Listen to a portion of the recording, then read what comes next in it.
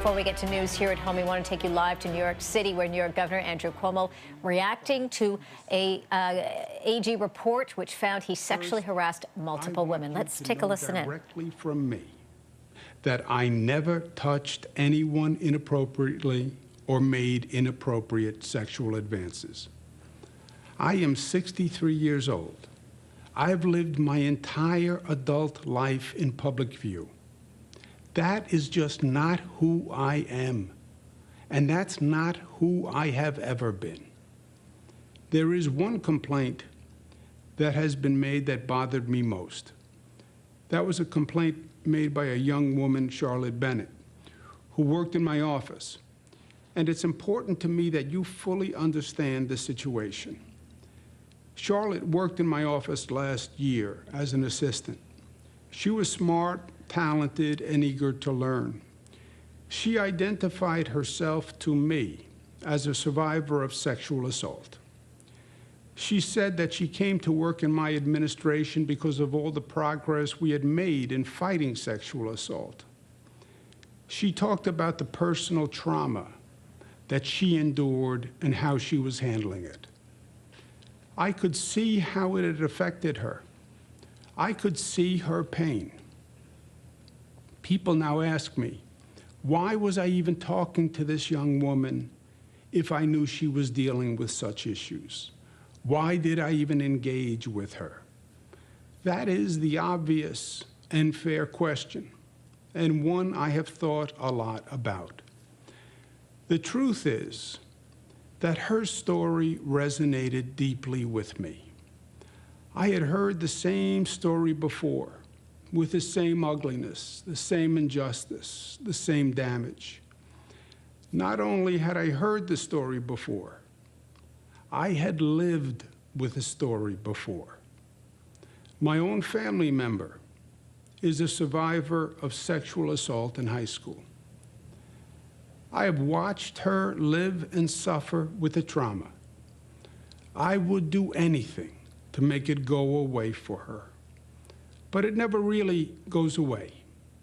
I spent countless days and nights working through these issues with her and therapists and counselors. I'm governor of the state of New York, but I felt powerless to help and felt that I had failed her. I couldn't take the pain away. I still can't. And this young woman brought it all back. She is about the same age. I thought I had learned a lot about the issue from my family's experience. I thought I could help her work through a difficult time. I did ask her questions I don't normally ask people. I did ask her how she was doing and how she was feeling.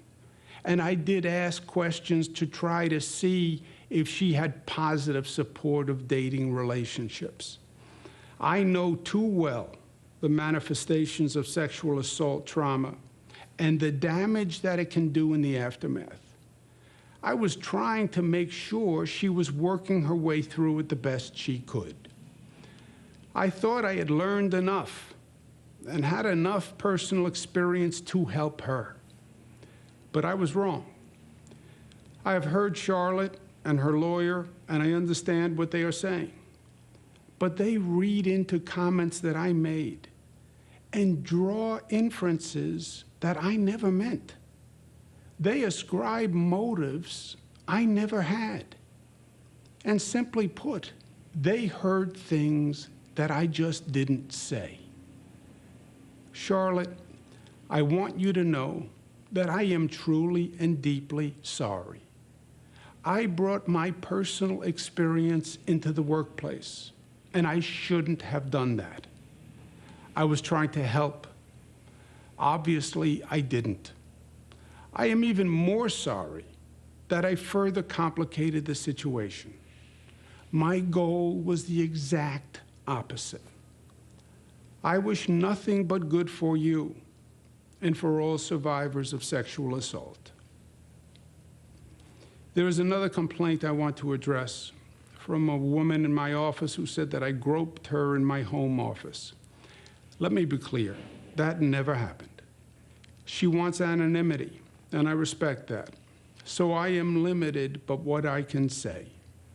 But her lawyer has suggested that she will file a legal claim for damages. That will be decided in a court of law. Trial by newspaper or biased reviews are not the way to find the facts in this matter. I welcome the opportunity for a full and fair review before a judge and a jury, because this just did not happen. Other complainants raised against me questions that have sought to unfairly characterize and weaponize everyday interactions that I've had with any number of New Yorkers. The New York Times published a front page picture of me touching a woman's face at a wedding and then kissing her on the cheek. That is not front page news. I've been making the same gesture in public all my life. I actually learned it from my mother and from my father. It is meant to convey warmth, nothing more. Indeed, there are hundreds, if not thousands, of photos of me using the exact same gesture. I do it with everyone, black and white, young and old, straight and LGBTQ, powerful people, friends, strangers, people who I meet on the street. After the event, the woman told the press that she took offense at the gesture. And for that, I apologize. Another woman stated that I kissed her on the forehead at our Christmas party and that I said, "Ciao, Bella." Now, I don't remember doing it, but I'm sure that I did. I do kiss people on the forehead. I do kiss people on the cheek. I do kiss people on the hand. I do embrace people. I do hug people, men and women. I do on occasion say, "Ciao, Bella." On occasion, I do slip and say sweetheart or darling or honey. I do banter with people. I do tell jokes, some better than others. I am the same person in public as I am in private. You have seen me do it on TV through all my briefings and for 40 years before that. I try to put people at ease. I try to make them smile. I try to connect with them. And I try to show my appreciation and my friendship. I now understand that there are generational or cultural perspectives that, frankly, I hadn't fully appreciated. And I have learned from this. Now, the state already has an advanced sexual harassment training program for all employees, including me. But I want New York State government to be a model of office behavior. And I've brought in an expert to design a new sexual harassment policy and procedures, and to train the whole team, myself included. I accept responsibility, and we are making changes. Other complaints relate to the work environment. Now, I have always said my office is a demanding place to work, and that it is not for everyone. We work really, really hard. My office is no typical 9-to-5 government office, and I don't want it to be. The stakes we deal with are very high, sometimes even life and death. We have to get the job done.